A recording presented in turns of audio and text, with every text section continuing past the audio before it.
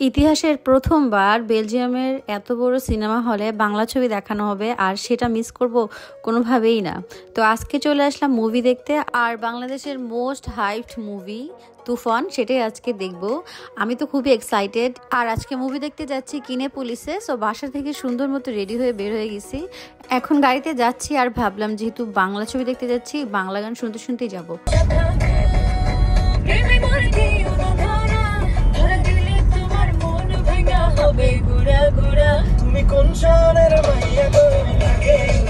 আজকে সোমবার, বাট তারপরও আশিক পুরোই ফ্রি আজকে, তো ভাবলাম বাংলা ছবিটা দেখে আসি। তো আমরা সুন্দর মতো বাসা থেকে বের হয়ে গেলাম।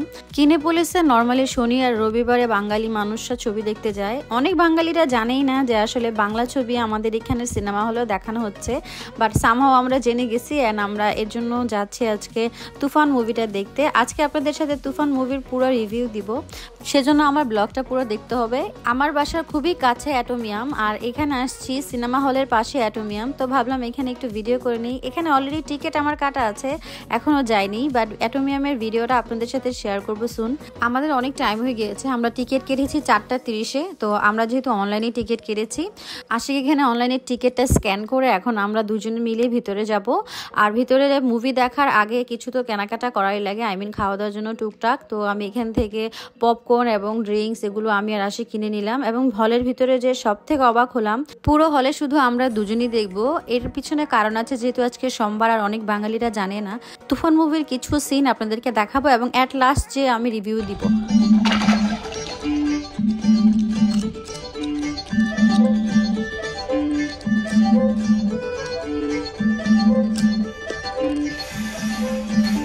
আসবে আমার দিন, হবে সবকিছু রঙিন, খুশিতে নাচবে আসমান জমিন। জানি আসবে আমার দিন।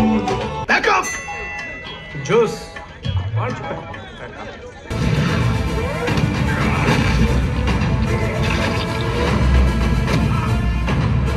মেঘের তাল বাহানায় তোমায় একটা গান শোনায়,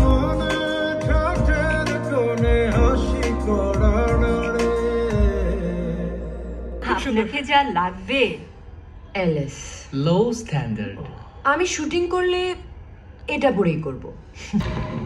গালিব বিন গনি ওরফে তুফান।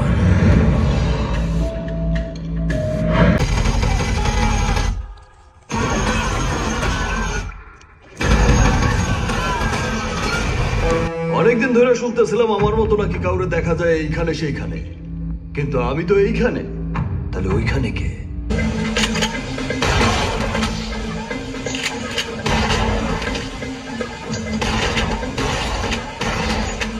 করিতে চাইবে তাই করিবে। তুফান ব্যবসা বুঝে না, পার্সেন্টেজ বোঝে।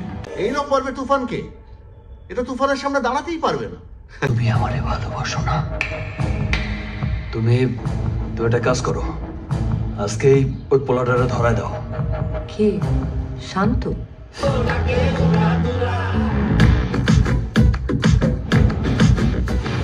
সজনী সজনী তোমার দেখিয়া। তুফান 2 যে আসবে সেটা অলরেডি তুফান 1-এ ওনারা রিলিজ করে দিয়েছে। তো এখন ছবির রিভিউ দেওয়া যাক, কেমন লেগেছে আমার কাছে ছবিটা। আমার পার্সপেক্টিভ থেকে সাকিব খানের লুকিং, অ্যাক্টিং এবং ফাইটিং এভরিথিং ইজ গুড। 100-এ 100 দিব আমি সাকিব খানকে। নায়িকারও মোটামুটি ভালো ছিল, চঞ্চল চৌধুরীর অভিনয় খুব ভালো ছিল। বাট একটা ছবির মেইন ফোকাস হচ্ছে তার গল্পতে থাকে, কিন্তু তুফান ছবির গল্পটা আমার কাছে একটু অ্যাভারেজ মনে হয়েছে। গল্পটা আরেকটু ক্লিয়ার হলে এক্সপেক্টেড যেই এক্সাইটমেন্টগুলো ছিল সেটা ফুলফিল হতো। যাই হোক, বাংলাদেশের ছবি আমরা এখানে বসে দেখতে পাচ্ছি, এটা আমাদের জন্য অনেক বেশি কিছু। আমি আরও ইন্সপায়ার করি বাংলা মুভিকে, বাংলা মুভি আরও ভালো হোক। সবাই হলে যে মুভি দেখবেন বাংলা ছবিকে ইন্সপায়ার করবেন। তুফান ছবি কে কে দেখেছেন এবং কেমন লেগেছে অবশ্যই কমেন্টে জানাবেন। আজকের মতো বিদায় নিচ্ছি, আল্লাহ হাফেজ।